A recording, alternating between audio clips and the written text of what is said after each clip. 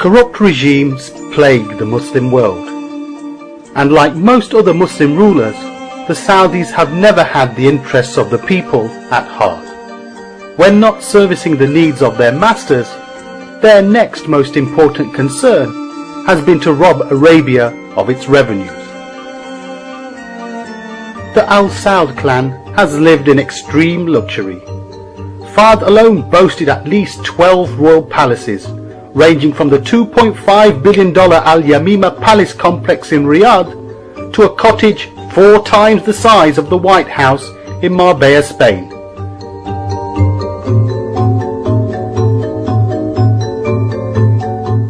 He owned several jets and yachts, including one priced $60 million, all with gold bathrooms, and a fleet of Rolls-Royces, Cadillacs and Mercedes.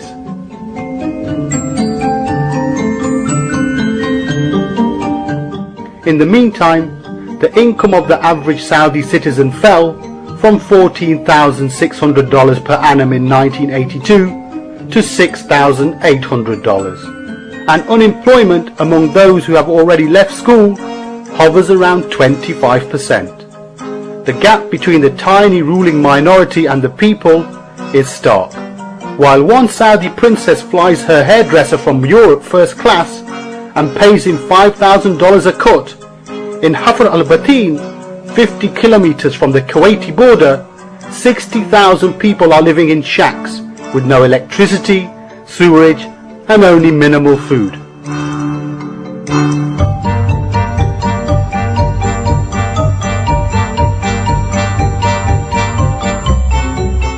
Saudi Arabia, one of the richest countries in the world resource-wise, now has foreign debts of $28 billion, and domestic debt has increased to $170 billion.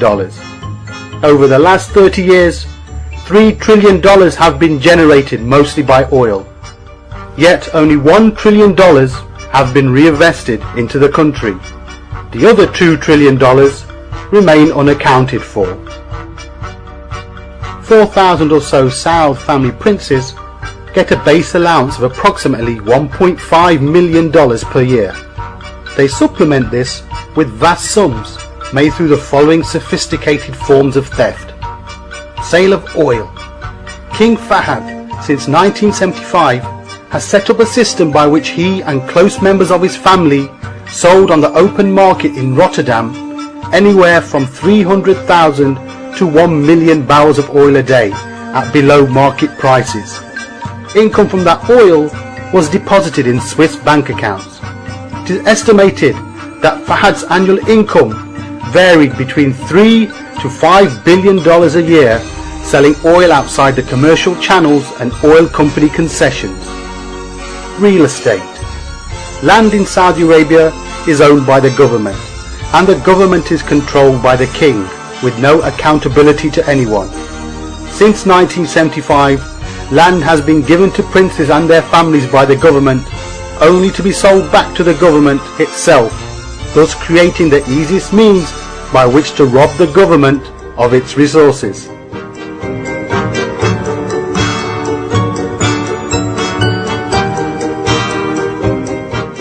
Contract fixing.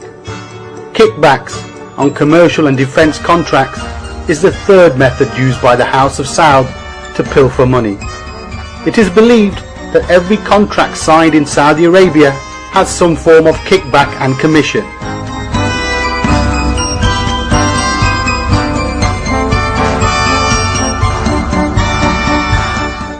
Large contracts such as the Al Yamama generated annual commissions in excess of $2 billion paid to only 5 people.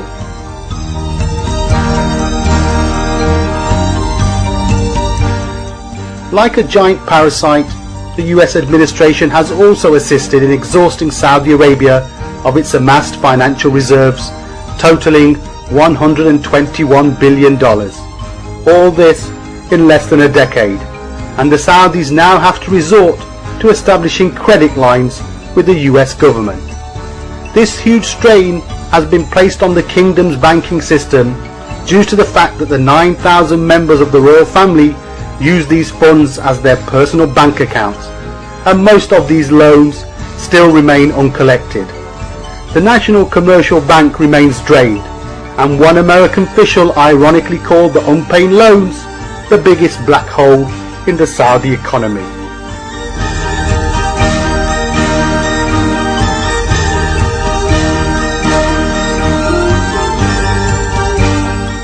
The so-called caretakers of the Ummah wasted the wealth of the Ummah to finance worldwide CIA operations.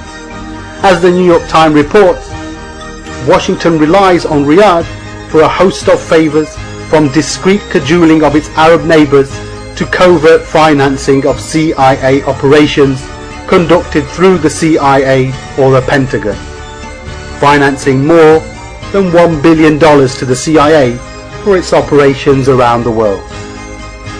America's multinational corporations have also benefited greatly from the limitless spending of the Saudis.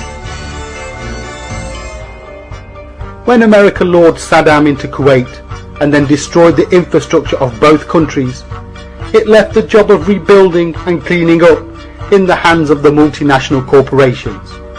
AT&T, for example, rebuilt the telephone lines of Kuwait and is now monopolizing it.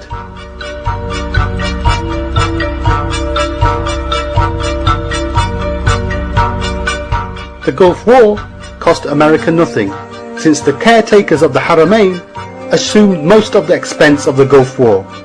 In other words, America had her cake and ate it too. The war cost the Saudis $55 billion.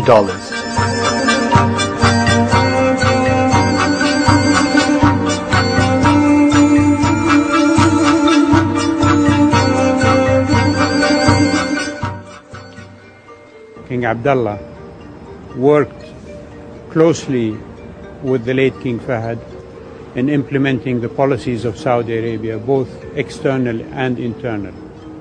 So I cannot imagine that there will be any particular change in that policy, but rather a continuation. With Abdullah assuming the kingship in August 2005, the tempo of reform to appease the West may accelerate.